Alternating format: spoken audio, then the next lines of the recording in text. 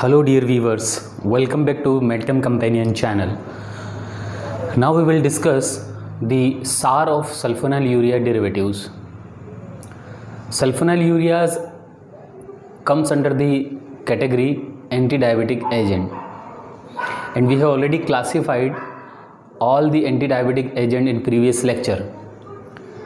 So there are two category of drugs which comes under sulfonylurea: first generation sulfonylurea and second generation sulfonylurea. So now we will discuss how the structure of this sulfonylurea is related to its pharmacological activity, or what are the characteristic feature that should be present in this structure which is necessary for sulfonylurea to produce a desired pharmacological activity, which is anti-diabetic activity. So SAR is nothing but the relationship between the characteristic structural feature of this skeleton with its pharmacological activity.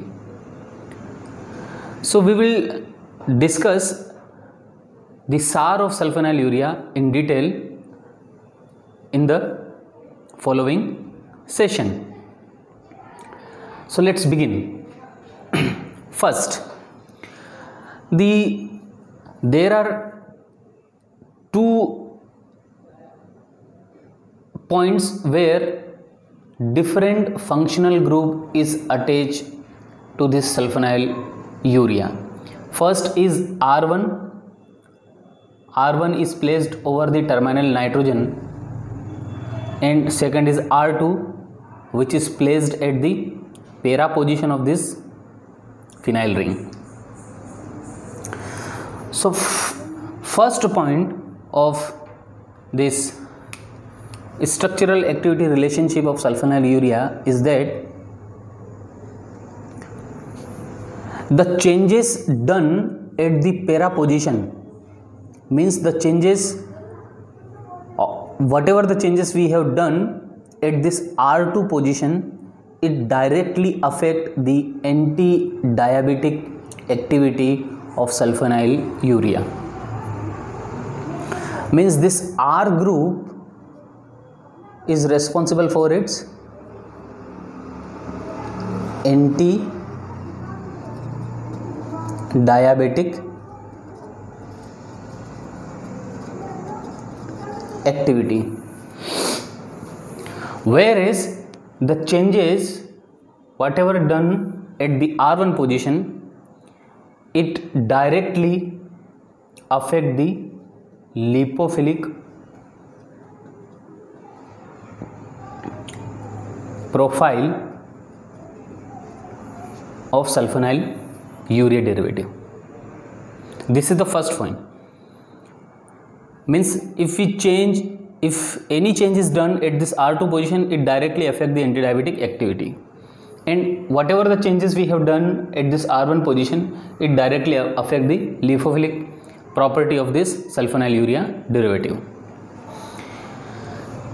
Now second point,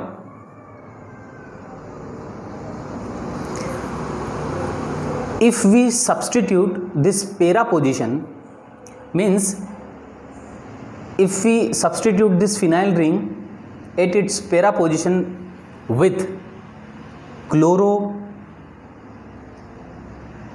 with bromo, with methyl, with thiomethyl groups, it directly increases the anti-diabetic activity of first generation of sulfonylurea. And we have produced 2 famous drugs by substituting this R2 functional group with chlorine. We have developed chloropropamide.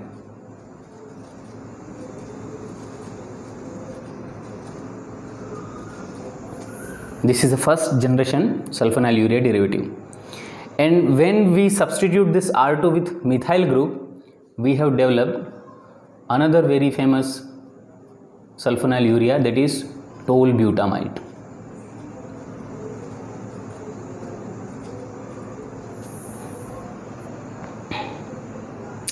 So by incorporating this chloro and methyl, we have developed this two drugs. This two drugs comes under the class first generation sulfonylurea. Now third point, if we substitute at R2 position with a beta aryl carboxamido ethyl group, with what? Beta aryl carboxamido ethyl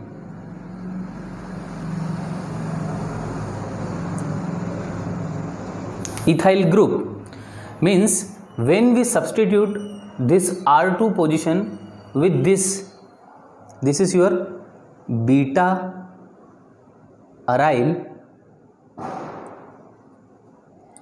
carboxamido ethyl group.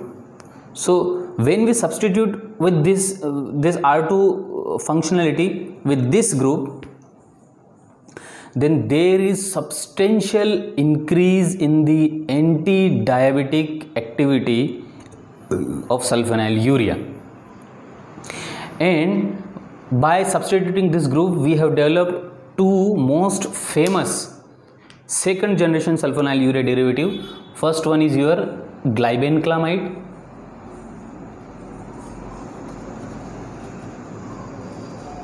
and second one is your glipizide.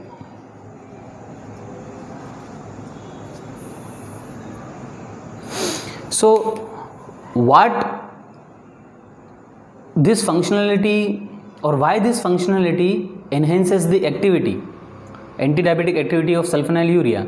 So this may be due to, or it is proposed that this is due to the difference or the distance between the nitrogen of this beta aryl carboxamido ethyl group and nitrogen groups of this sulfonamido group.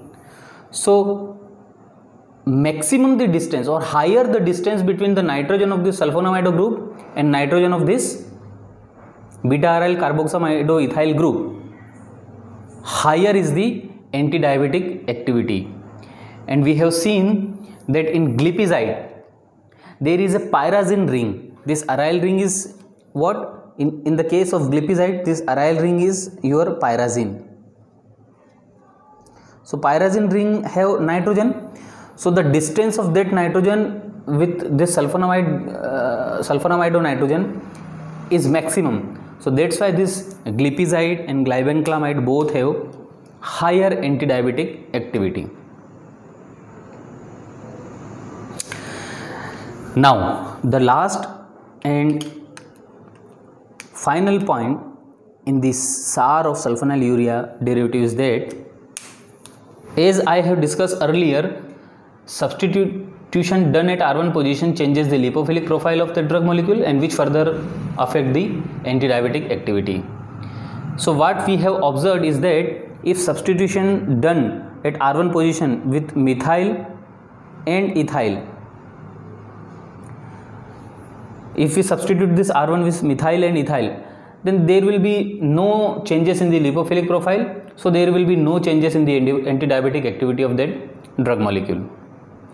But what we have observed is that if we substitute this R1 position with functionality having carbon number 3 to carbon number 6, means propyl to hexyl, then there is substantial increase in the lipophilic profile of the drug molecule, and which further improves its anti-diabetic activity.